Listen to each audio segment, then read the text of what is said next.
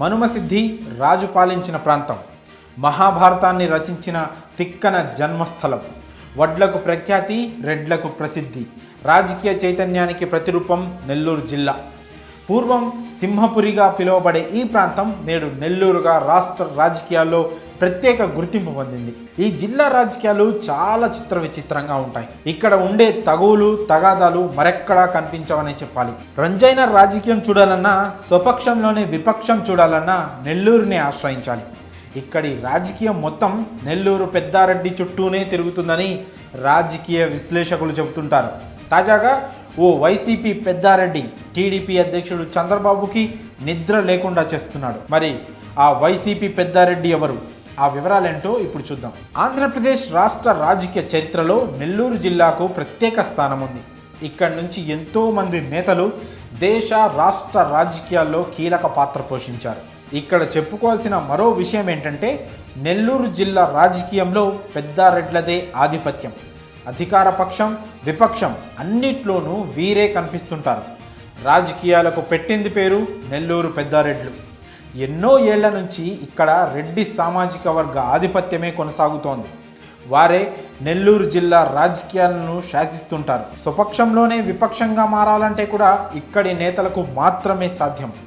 ఇంతేకాక రాజకీయ సమస్యలను వ్యూహాత్మకంగా పరిష్కరించగల సత్తా నెల్లూరు పెద్దారెడ్ల సొంతమని రాజకీయ విశ్లేషకులు అభిప్రాయపడుతుంటారు.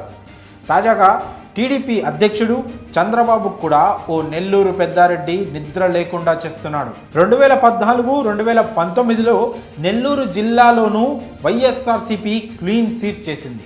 2019లో వైఎస్ఆర్సీపీ అధికారంలోకి వచ్చిన తర్వాత ఈ జిల్లా నుంచి ఇద్దరికి మంత్రివర్గంలో చోటు కూడా దక్కింది.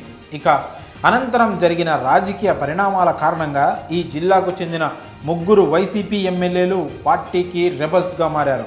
అనంతరం ఏకంగా పార్టీని వీడి టీడీపీలో చేరారు.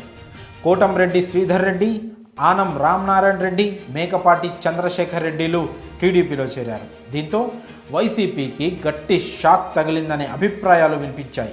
అయితే వెంటనే సీఎం జగన్ చర్యలు తీసుకొని మొత్తం మార్చేశారు.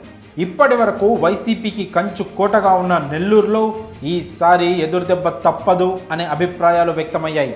అలానే చంద్రబాబుతో సహా టీడీపీ నేతలు లోపల తెగ సంతోషపడిపోయారట. ఇలాంటి సమయంలో అందరినీ ఆశ్చర్యానికి గురిచేస్తూ ఎంపీ విజయసాయిరెడ్డి నెల్లూరు పార్లమెంట్ సమన్వయకర్తగా నియమితులయ్యారు. వచ్చి రావడంతోనే ప్రక్షాళన మొదలుపెట్టారు. అసంతృప్త నేతలను స్వయంగా వారి ఇంటికెళ్ళి కలుస్తూ సమస్యలను పరిష్కరిస్తున్నారు. ఇలా నెల్లూరు జిల్లాలోని అన్ని నియోజకవర్గాల్లో ప్రత్యేక దృష్టి సారించి సమస్యలను పరిష్కరిస్తున్నారు. మానుగుంట మహేందర్ రెడ్డిని కలవడమే అందుకు ఉదాహరణ.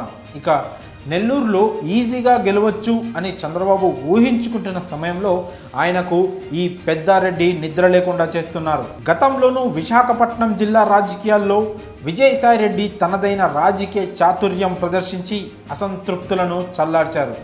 మొత్తంగా నాడు విశాఖలో, నేడు నెల్లూరులో చంద్రబాబుకి ఈ వైసీపీ పెద్దారెడ్డి చుక్కలు చూపిస్తున్నారన్న అభిప్రాయాలు వ్యక్తమవుతున్నాయి. మరి నెల్లూరు రాజకీయాల్లో తన